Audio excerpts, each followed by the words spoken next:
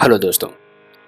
आज हम बात करने वाले हैं एक एक्सपीरियंस्ड बंदे को अपना रिज्यूमे किस तरीके से बनाना चाहिए, क्या क्या चीज़ें उसके अंदर होनी चाहिए, कौन कौन से सेक्शन उसके अंदर होने चाहिए और क्या क्या ऐसे सेक्शन हैं जो एक फ्रेशर के रिज्यूमे से निकाल दिए जाते हैं और एक एक्सपीरियंस्ड के लिए बनाया जाता है।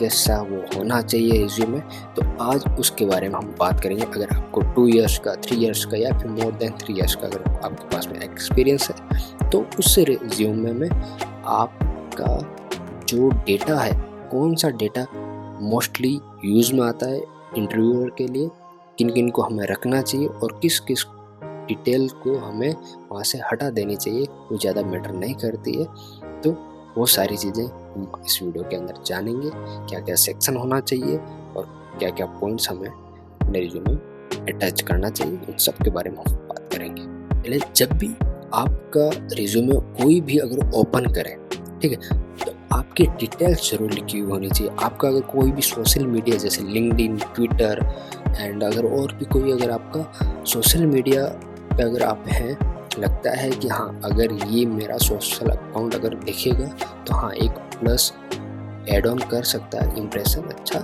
बना सकता है, तो आप वहाँ पे ये इस तरीके से लिंक आप बना सकते हैं और यहाँ पर डाल सकते हैं अपनी details, mobile number, email address और आपका नाम, ठीक है। देन उसके बाद में सेक्शन आता है प्रोफेशनल समरी, ठीक है। इस प्रोफेशनल समरी के अंदर आप पॉइंट्स बनाओ, आपको कितना एक्सपीरियंस है, कौन कौन सी टेक्नोलॉजी पे आपने काम किया, क्या क्या स्किल्स आपके पास में, उन सब का पॉइंट बनाओ हर एक स्किल्स का, ठीक है।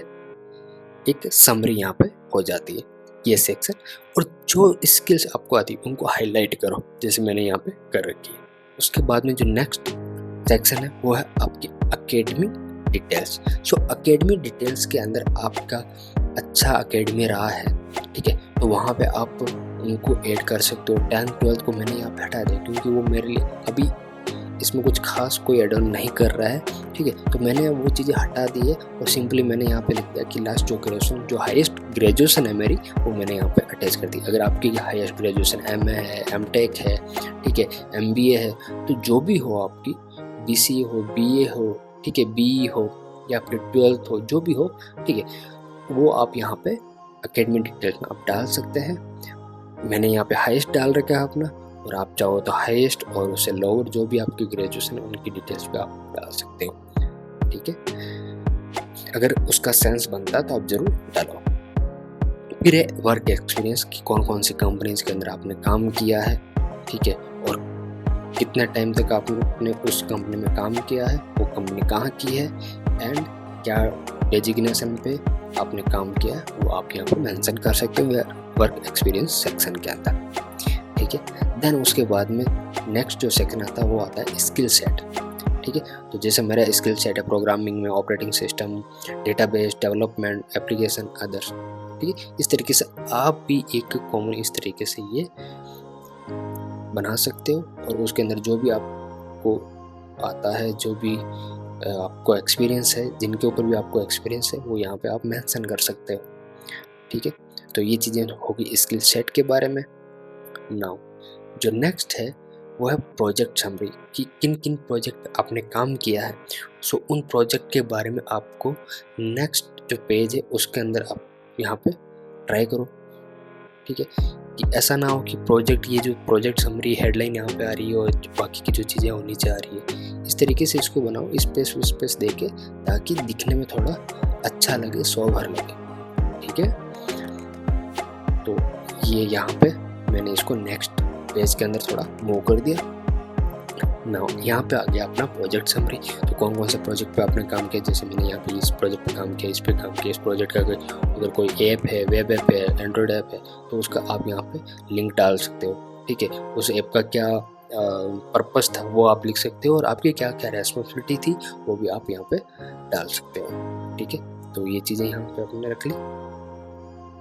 ये सारे प्रोजेक्ट हो गए जितने भी आपने प्रोजेक्ट में काम किया है, ठीक है। तो हो सकता है आपने 8-10 प्रोजेक्ट पे काम किया हो, ठीक, बट आप उतने प्रोजेक्ट रखो जो मेन, उनमें भी कुछ सिलेक्टेड प्रोजेक्ट को आप रखो, ठीक है। ऐसा नहीं हो कि 3-4 मतलब पेज बन गया, रिज्यूम बन गया, इतना भी नहीं डालना है, ठीक है। तो वहाँ पे भी फिर आप क्या सेलेक्टेड प्रोजेक्ट रखो कि हाँ ये प्रोजेक्ट है जो बहुत अच्छा इंप्रेशन जमा सकता है, ठीक है। क्योंकि बहुत सारे ऐसे प्रोजेक्ट होते हैं जिनमें सेम स्किल्स यूज हो रखी थी, ठीक है, सेम टेक्नोलॉजी यूज हो रखी है। तो आप उनमें से कोई एक प्रोजेक्ट उठाओ कि हाँ ये वाला प्रोजेक्ट है, इसको ले लूँगा, ये काफ़ी है, ठीक है। क्योंकि रिज्यूम में जब इंटरव्यू होता है तो हर एक प्रोजेक्ट के बारे में इतना कोई डिटेल में नहीं पूछता है, ठीक है।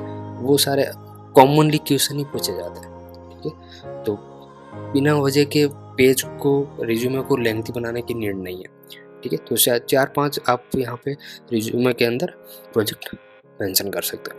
देन उसके बाद में सर्टिफिकेट्स, तो सर्टिफिकेट्स के अगर आपके लिंक है, ठीक है, तो वो लिंक आप गूगल पे या फिर गूगल ड्राइव पे या फिर वन ड्राइव पे आप वहाँ पे रख सकते हो इसको, ठीक है। और उसका लिंक यहाँ पे आप अटैच कर सकते हो, ठीक है, अगर आपके पास कोई भी सर्टिफिकेट हो तो।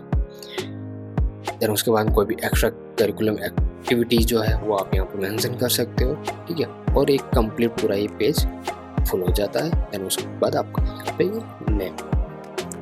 तो ये सेक्शन जो मेनली आपको अपने रिज्यूमे के अंदर रखना चाहिए और इस तरीके से आपको बनाना चाहिए, हाईलाइट करना चाहिए, और कौन सा सेक्शन किस तरीके से बनाना चाहिए और कहाँ पे कलर आपको देना चाहिए और कैसे आपको ये लिस्ट बनानी चाहिए, इन सब का यही एक तरीका रहना चाहिए, ठीक है। देखो जहाँ पे 4 है तो इसके अंदर जो है या तो ए भी होना चाहिए या फिर इस तरीके से रेडियो टाइप का लिस्ट होनी चाहिए, ठीक है। तो यहाँ पे ये सर्टिफिकेट हो गए, तो इसका कलर अलग हो गया, इसका थोड़ा फॉन्ट जो साइज है उसका थोड़ा ये साइज बड़ा है। यहाँ पे भी ये फॉन्ट साइज जो काफ़ी छोटा है और इसका फॉन्ट साइज बड़ा है, और इसका कलर जो है वो ब्लैक है दोनों का, लेकिन फॉन्ट साइज भी बड़ा है और इसका बोल्ड है ये, ठीक है। तो इस तरीके से ताकि विजिबिलिटी जब कोई देखे तो उसको बहुत ही ईजिली हो सके कि हाँ यहाँ पे ये चीज़ है, यहाँ पे ये चीज़ है, ठीक है। तो सारे सेक्शन यहाँ पे हो गए, ठीक है, और स्किल्स हो गए। तो इस तरीके से आपको एक रिज्यूमे आपको बनाना होता है, और उसके बाद में इंटरव्यूज वगैरह देखेगा, बहुत ही उसको इजीली समझ में आ जाएगा कि हाँ यार ये चीज़ है। मेन जो चीज़ होती है वो प्रोफेशनल समरी होती है, और आपके जो प्रोजेक्ट होते हैं वो चीज़ होती है स्किल्स वगैरह ये, ठीक है। तो इस तरीके से आप अपना रिज्यूम बना सकते हैं। अगर आपका कोई भी कंसर्न हो, कोई भी डाउट हो तो आप कमेंट कर सकते हो। सो इस वीडियो के अंदर बस इतना ही। अगर वीडियो अच्छा लगा तो लाइक करें, शेयर करें, चैनल में फर्स्ट टाइम प्लीज़ चैनल को सब्सक्राइब करें। Thank you so much.